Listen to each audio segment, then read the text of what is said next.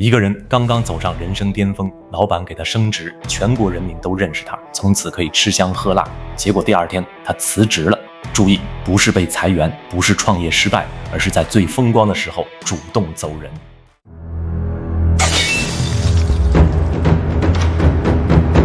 2000多年后，我们看懂了这种行为有多稀缺。因为今天很多人明明已经撑不住了，却还在硬撑，在朋友圈里晒亲子游，晒高档餐厅，晒新车。可到了月底，房贷扣完，车贷扣完，孩子补习班交完费，银行卡里的钱所剩无几。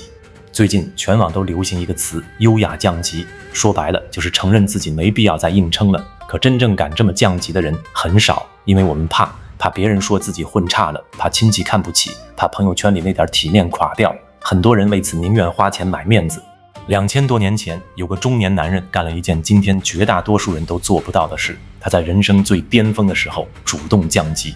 更离谱的是，他降级之后不但没垮，反而一次比一次活得更好。这个人叫范蠡。如果把春秋时代比作商战片，范蠡就是顶级操盘手。勾践卧薪尝胆大家都知道，而帮勾践翻盘的人就是范蠡。越国灭吴后，勾践报了国仇家恨，整个越国都在狂欢。范蠡作为头号功臣，被封为上将军，一人之下，万人之上。放到今天，差不多相当于一家上市公司打败所有竞争对手，联合创始人拿着股份，财富自由，功成名就。所有人都觉得接下来该享福了。不，范蠡反而收拾行李准备跑路，因为他看透了，当没有外敌时，功臣可能也快没有了。他给老同事文种留下一封信，里面有一句流传至今的名言：飞鸟尽，良弓藏；狡兔死，走狗烹。文种不仅没看懂，还不听范蠡的劝，觉得自己陪勾践吃了那么多年的苦，怎么可能出事？结果几年后，勾践送来一把剑，意思非常明确：你自己解决吧。文种这才反应过来，但已经晚了。另一边，范蠡早就带着家人离开越国，从人们的视野里消失了。注意，最厉害的地方来了，范蠡不是退休养老，他是主动归零。到了齐国，他换了个名字叫吃夷子皮，以前是上将军，现在呢种地养猪做小买卖。放到今天，相当于一个上市公司老板突然回老家开农场，朋友圈肯定炸锅，所有人都会觉得他是不是疯了。但范蠡根本不在乎，因为他知道面子不能当饭吃，但现金流可以。没几年，《史记》记载，居无几何，置产数十万，范蠡成了当地首富。齐王听说有这么个牛人，想请他出山当宰相。普通人遇到这待遇，做梦都要笑醒。可范蠡呢，再次拒绝。他第二次跑路，这一次连家产都不要了，全部分给亲友，然后带着家人去了陶地，也就是今天的山东定陶。到了那里，他又改名字叫陶朱公。后来的19年里，他3次累积巨额财富，每次赚到大钱就散出去，散完再赚，赚完再散。司马迁都被他整服了，在《史记》里留下评语：3000皆有荣名，搬3次家，成功3次，归零3次，每一次都在别人舍不得放手的地方主动放手，这才是范蠡厉害的地方。很多人把他尊为文财神，但他首先是一个看透人性的人。2000年过去了，我们今天的问题不是赚不到钱，而是不敢降级。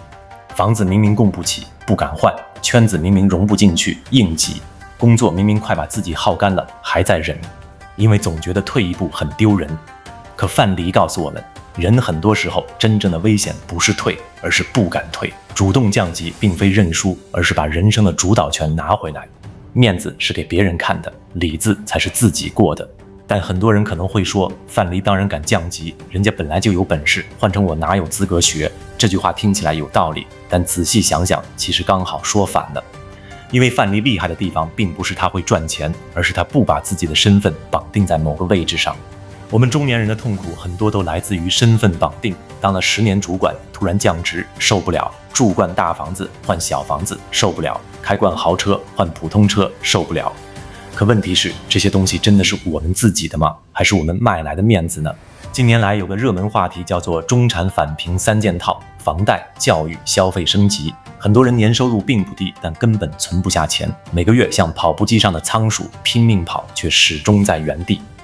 成本在升级，风险在升级，焦虑在升级，唯独安全感没有升级。刚才说了，齐王想请范蠡当宰相，可他偏偏不要，因为他知道人一旦开始贪恋身份，就会失去自由，而自由才是他最值钱的资产。我觉得范蠡不是在放弃，而是他在兑现自己想过的生活。反过来看看今天，多少人每天加班到晚上11点，不是因为喜欢，而是不敢停。多少人每年换更贵的手机，不是因为需要，而是怕被比较。多少人维持着一堆饭局，聊完回家已经深夜了，因为怕失去所谓的人脉。问题来了，那些需要花钱维持的人脉，真的算人脉吗？很多时候，我们花的时间经营的可能只是热闹，不是关系。范蠡早就看透了这件事，所以他每到一地，第一件事不是建立圈子，而是建立价值。他去齐国创造财富，他去陶地创造财富。他不靠过去的光环活着，而是靠当下的能力活着。这对我们中年人特别重要，因为40岁以后能保护的我们，已经不是我们的头衔，而是生存能力。公司没了，职位没了，产业没了，但如果能力还在，我们就有机会重新开始。这也是为什么很多厉害的人到了中年开始做减法。仔细观察会发现，那些有底气的人在朋友圈很安静，消费越来越克制，社交越来越简单，因为他们知道真正的破局不是让别人觉得你过得很好，而是让自己过得很好。那么普通中年人到底能学什么？我觉得有3件事。第一件事，权重转移，把花在外人身上的钱慢慢转移到自己和家人身上。有个网友分享过自己的经历，失业之后最大的发现不是收入下降，而是应酬消失了。他开始带老婆孩子去公园，去郊区，去露营，结果全家人在一起的时光让全家人都很开心。第二件事，主动做减法。很多人以为自己缺钱，其实缺的是筛选能力。有人试过一个方法，把所有想买的东西先放在购物车1个月之后再去看，结果发现大部分欲望都过期了，最后真正想买的东西并没几样。第3件事，也是最重要的一件事，给自己存一笔不字钱，也就是让我们有资格说不的钱。就像一位中年网友说的，我存到人生第一笔能躺1年不工作的钱时，第一次感受到了什么叫自由。后来领导安排他去一个天天加班的新岗位，以前他不敢拒绝，因为怕失业。那次他拒绝了，因为他知道即使离职，自己也不会立刻掉进深渊。很多人以为自由是赚更多的钱，但其实自由是不花没必要花的钱。所以如果你最近也累了，如果你也在为面子焦虑，不妨想想范蠡，这个中国历史上最早会赚钱的人，在人生最风光的时候主动给自己降了级。他知道退一步不是输，而是给自己留一条路。真正的体面是，风浪来袭的时候，我们还有选择，还能转身，还能重新开始，而这才是我们中年人的底气之一。